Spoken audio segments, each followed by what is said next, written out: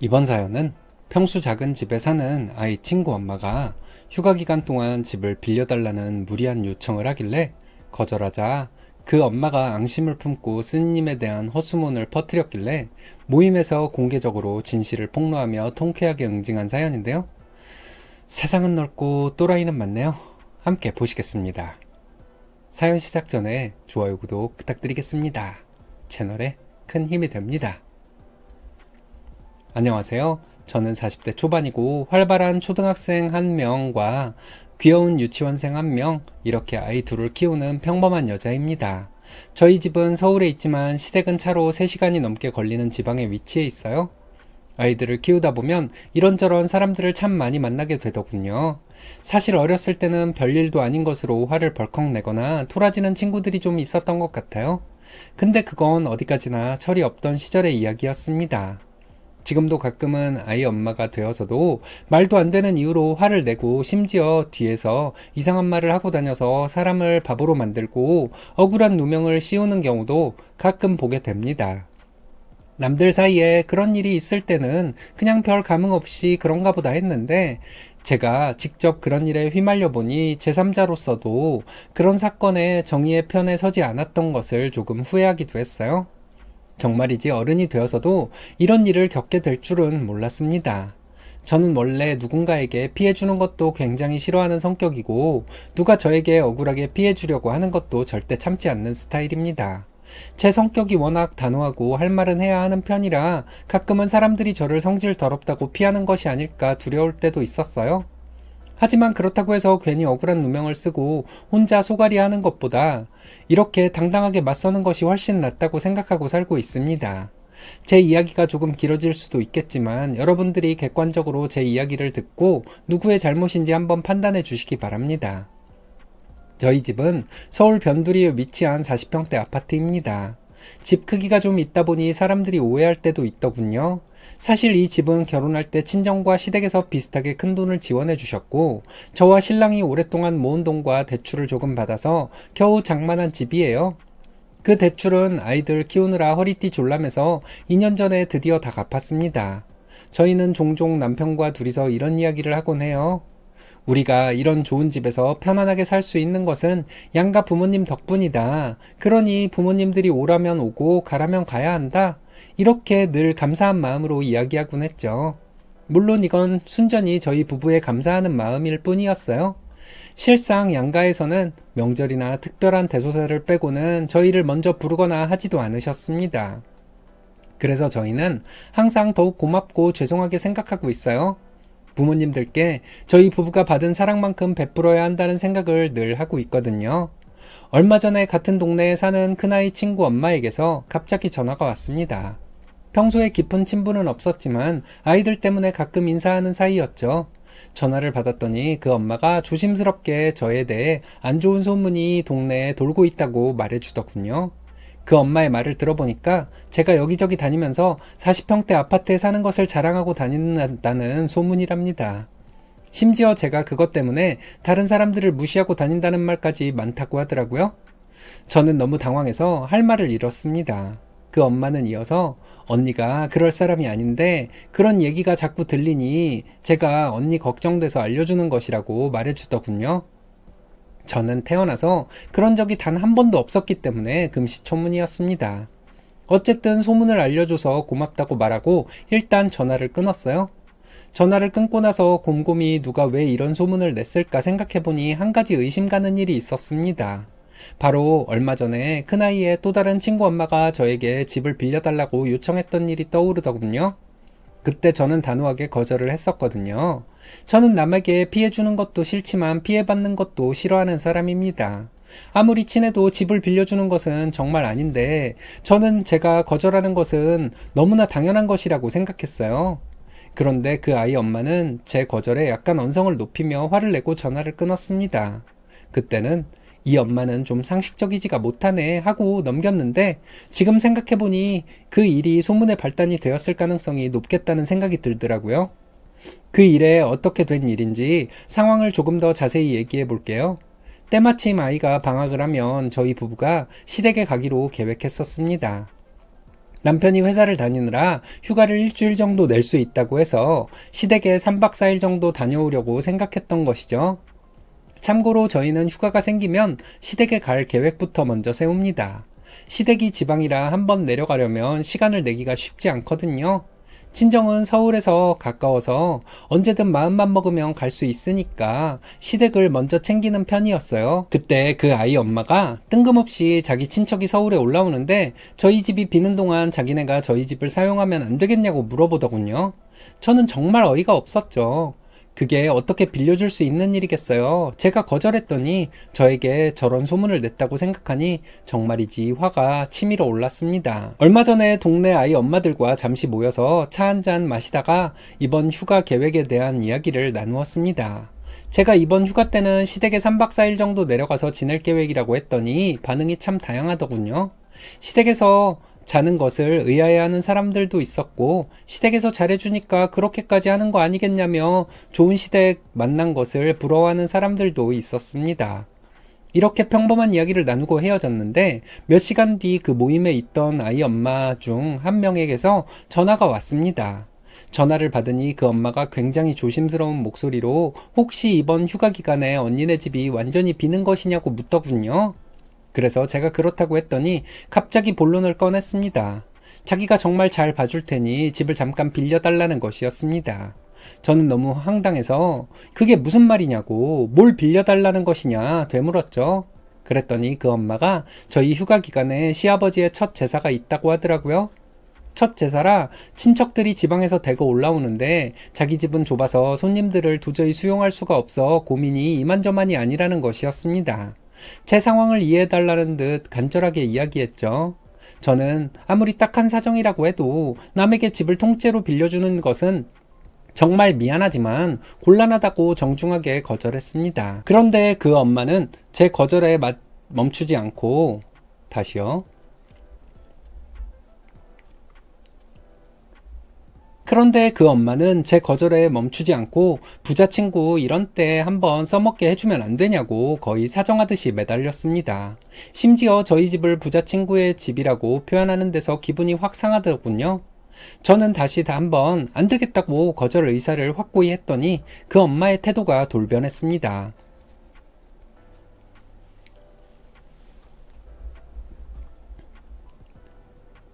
갑자기 목소리가 차갑게 바뀌면서 제가 자기한테 너무 야박하다고 화를 내더군요.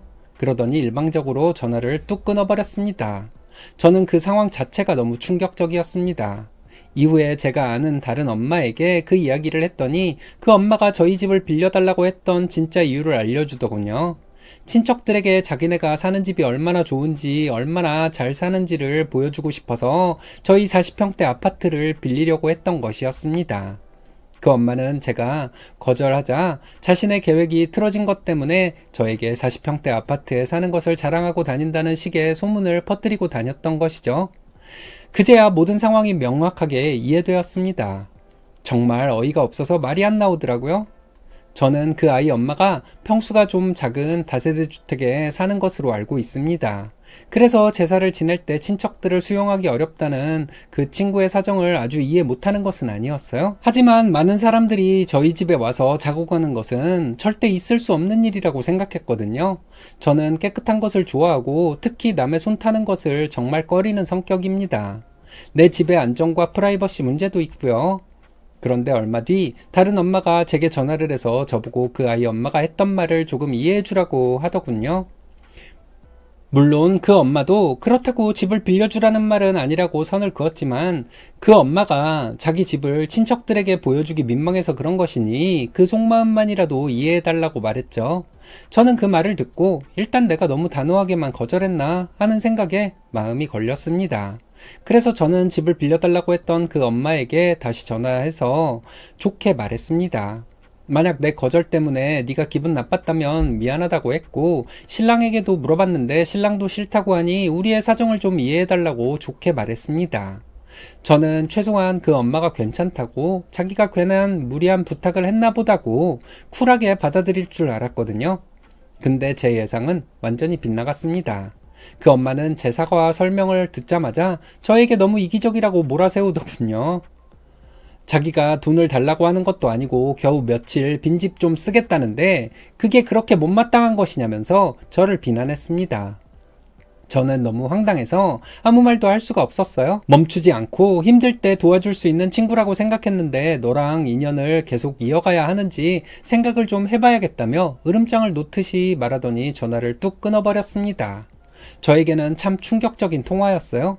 자기가 무리한 부탁을 해놓고 오히려 저를 이기적인 사람으로 매도하는 태도가 정말 기가 막혔습니다. 하도 그 엄마가 화가 많이 난 것 같아서 내가 큰 잘못을 저지른 건가 하는 생각이 먼저 들었는데 이성적으로 생각해보니 제 잘못은 없는 것 같았습니다. 이 황당한 상황을 회사 동료들에게 이야기했더니 다들 그 여자가 미친 거 아니냐는 격한 반응이었습니다. 한 동료는 집을 빌려달라는 것 자체가 미친 생각인데 그걸 거절했다고 인연을 끊겠다고 하는 건 정말 제정신이 아니라고 말해주더군요. 그제야 제가 이상한 게 아니라는 확신을 했고 마음이 좀 안정되었습니다. 근데 그 후 이 일 때문에 저는 그 엄마에게 저런 억울한 소문을 당하게 되었던 것이었죠. 정말 기가 막히는 경험이었습니다.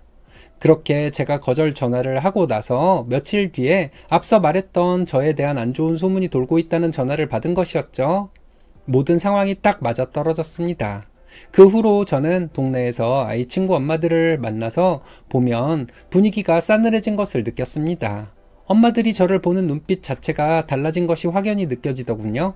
마치 제가 정말로 허세 부리고 남을 무시하는 사람이라도 된 것처럼 저를 대했습니다. 특히 집을 빌려달라고 했다가 거절당했던 그 엄마는 제가 무슨 말만 하면 말을 가로막고 핀잔을 주거나 억지로 화제를 돌리고 그러더군요. 저를 무시하고 깎아내리려는 의도가 노골적으로 보였습니다. 그리고 기회만 생기면 사람들 앞에서 저를 망신주는 말을 서슴지 않았습니다. 대놓고 땡땡이네는 40평대 큰 집에서 살아서 좋겠어. 근데 전에 대출 갚느라 힘들다고 하지 않았어? 그렇게 대출에 허덕이면서 그런 큰 집에 사는 거 솔직히 허영심에서 나오는 거 아니겠어? 이런 식으로 비아냥거렸습니다. 저는 그 자리에서 분위기 망치지 않으려고 그냥 참고 넘기려고 애썼습니다.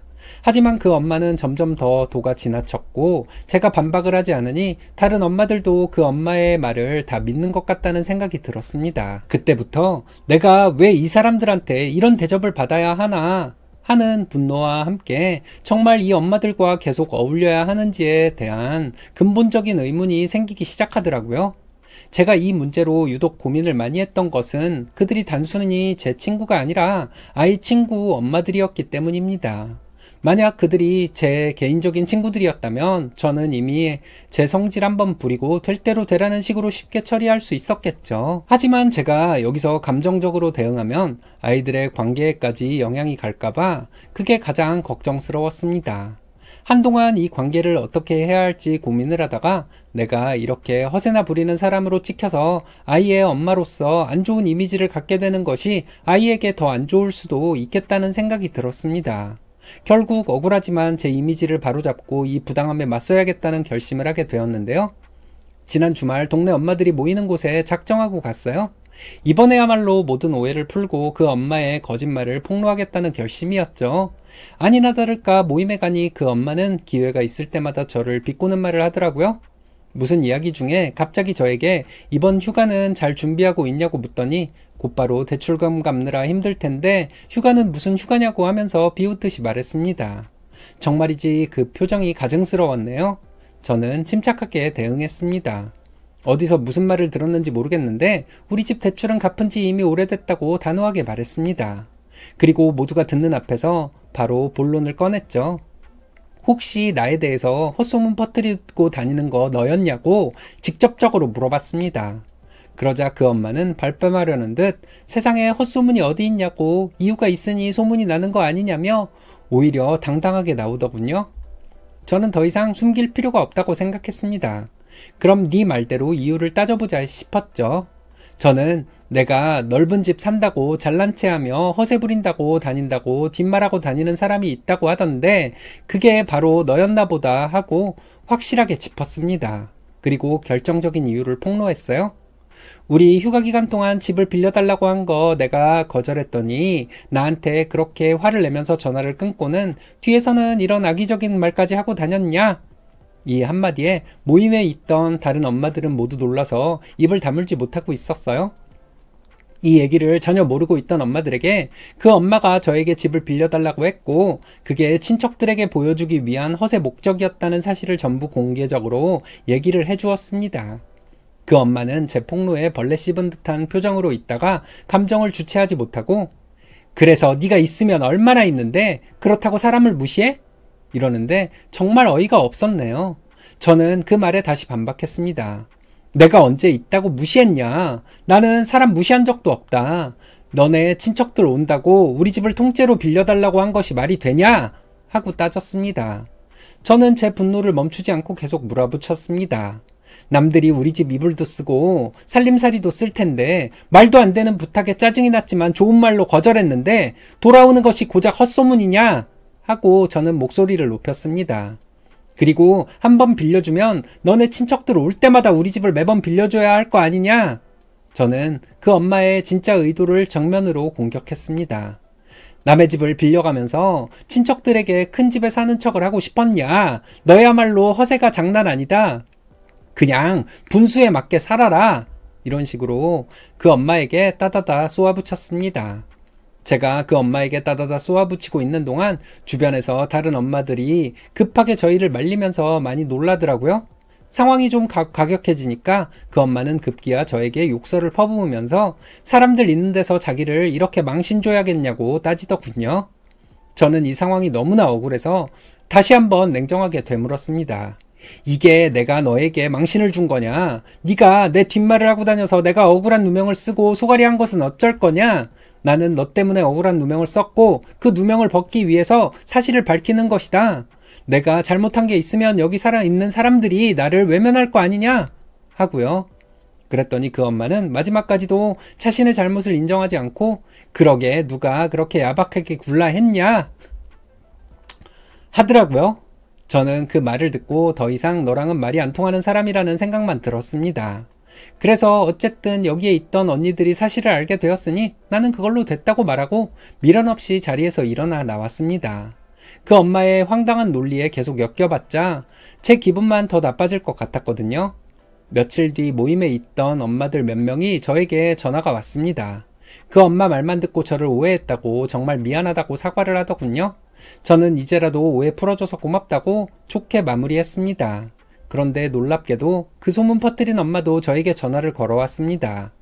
저 때문에 이제 동네에서 얼굴도 못 들고 다니게 됐다고 저를 원망하는데 정말 말해봤자 입만 아픈 사람이라는 생각만 들었습니다. 저는 네가 나에 대해서 있지도 않은 얘기를 지어내고 다닌 것이고 나는 그냥 나에 대한 억울한 오해를 푼 것뿐이다 라고 했어요. 그리고 경고의 말도 덧붙였죠. 내가 사람들 대할 때 항상 웃는 표정으로 대해서 그렇지 내 성질은 너 따위가 함부로 덤빌 수 있는 사람이 아니니까 더 이상 진상 떨지 말고 반성이나 하라고 했습니다. 그랬더니 그 엄마는 뭐라 욕을 하더니 전화를 뚝 끊더군요. 그 이후로 동네 사람들 모일 때 그 엄마는 한 번도 안 나오고 있습니다. 누가 공식적으로 나오지 말라 한 것도 아닌데 스스로의 자격지심에 못 나오는 것이죠. 최근에 친했던 언니들과 이야기하기로는 저만 괜찮으면 이번 일은 용서하고 그 엄마에게 다들 전화해서 괜찮으니 다시 나오라고 하는 것이 어떻겠냐고 의논하는 중이라고 하는데 상관없다고 했어요. 저 때문에 그 모임 분위기가 불편해지는 것은 싫었거든요. 저는 앞으로도 억울한 누명을 쓰고 소갈이 하느니 할 말은 하고 당당하게 살 생각입니다. 제가 사람들 많은 데서 말을 좀 심하게 한 것일까요? 뒤로 다니면서 없는 얘기 지어내서 사람 따돌리는 것이 나쁜 짓 중에 정말 나쁜 짓이라고 생각합니다. 그래서 솔직히 저는 사람들 있는 데서 작정하고 그 엄마를 망신을 준 것도 있어요. 그 엄마가 피해자 코스프레하고 다닌다면 저에게 용서 없을 것입니다. 그런데 그냥 아무 일 없었다는 듯 다시 나타나면 그냥 쿨하게 반겨주려고요. 이렇게 하는 것이 맞는 것이겠죠. 제 긴 이야기 들어주셔서 감사합니다. 남의 집을 자기 집처럼 해서 허세를 부리려고 하는 이상한 사람도 있네요. 그게 안 되니까 이상한 소문 내서 사람 하나 매장시키려고 하고 누명을 벗어나기 위한 나의 노력이 그 사람을 매장시키는 결과가 오더라도 해야죠. 스니님의 다시요. 쓰니님이 잘하신 것 같은데 여러분들의 생각은 어떤가요?